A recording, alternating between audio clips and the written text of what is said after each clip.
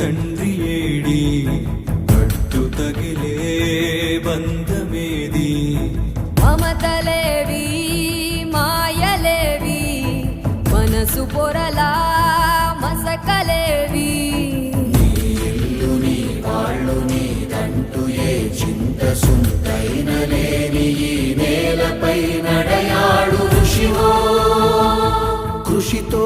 నాస్తి దుర్భిక్షమని లోకాన్ని శాసించు మనిషివో ఋషివో రాజర్షివో